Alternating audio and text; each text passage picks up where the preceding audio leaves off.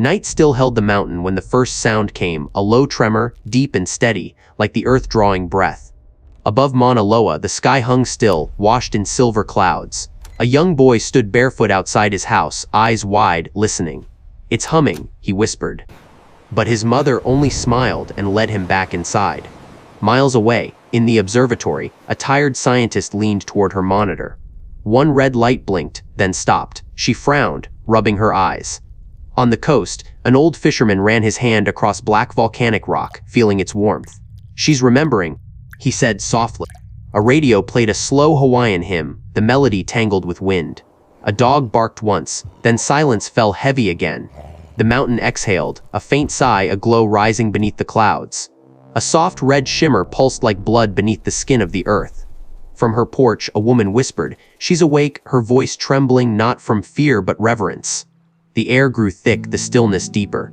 The boy knelt, pressing his palm to the ground. "She's breathing," he murmured. Morning. Then, quiet again. The mountain waited. The world held its breath. Morning arrived like a promise. Sunlight spilled over the ridges, soft and forgiving, painting the ocean in gold. The island moved at its familiar rhythm, slow, human, certain. In a small kitchen, a woman poured coffee and turned the radio to a Hawaiian love song. Her husband laced his boots, smiled, and said, "Feels like another calm day." She nodded, not knowing how much weight that calm carried.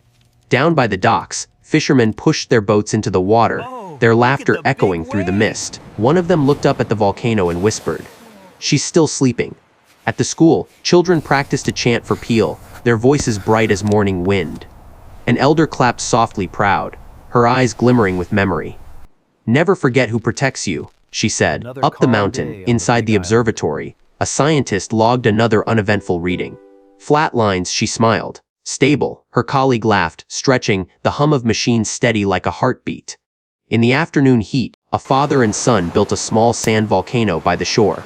When the wave washed it away, the boy giggled. "She's not mad," he said. "She's just playing."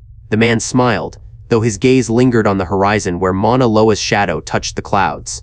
As evening fell, families gathered on porches, children chasing the last light, old songs rising from open windows. Everything felt safe, almost sacred, the kind of peace people mistake for forever. But under the laughter, beneath the music and the tide, the earth carried a whisper so faint it could be mistaken for memory. The first reminder that silence, too, has a heartbeat. It began quietly, the way most changes do. A few birds took flight earlier than usual, their cries sharp against the morning air. In the harbor, a fisherman paused mid-knot, watching the ripples spread wider than they should. "Strange," he muttered, though he couldn't say why. Up on the slope, the scientist at the observatory frowned at her monitor. The lines weren't wild, just trembling, like a breath held too long. "Could be calibration," she said, though her voice wavered. Outside, clouds gathered in odd shapes, twisting slow, like smoke beneath the sun. A family eating breakfast felt a faint vibration through the floorboards.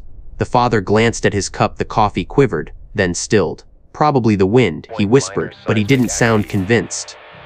In the village, dogs barked toward the mountain, one after another, until the sound filled the air like a warning no one could translate. The radio crackled, cutting through a song. "Minor seismic activity, stay calm." The static returned before the voice could finish. Children playing by the shore stopped and looked back at the summit. "It's breathing again," one said, half afraid, half amazed. An elder closed her eyes and began to hum the old chant, slower this time, as if the words could calm the earth itself. In the lab, the scientist leaned closer to the trembling screen, whispering, "Don't start now." The camera pulls wide, the sky dimming, the island holding its breath.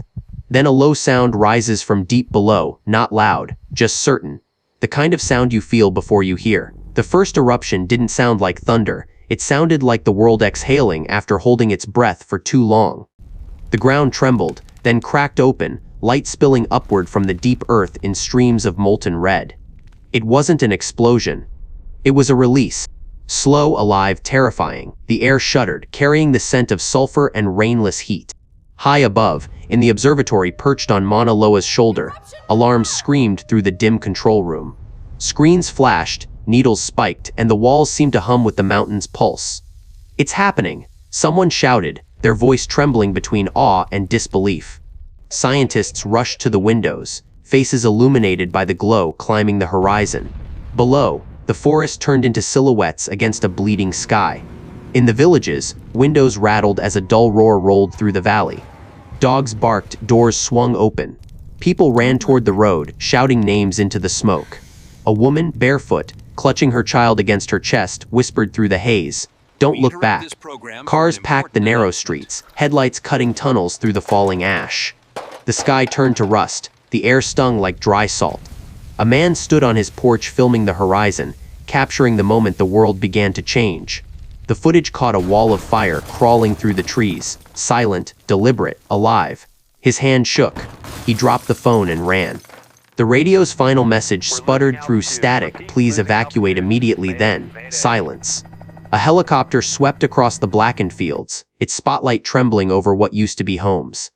Firefighters shouted above the inferno, their faces painted orange in the glow. "We can't stop it," one cried. The lava didn't rush. It crept patient, certain, erasing everything it touched. On the highway, a family sat trapped in their car. The father gripped the wheel, knuckles white. The mother clutched her child's hand. The road beneath them began to smoke. "Hold on," he whispered, though there was nowhere left to go. The windshield cracked.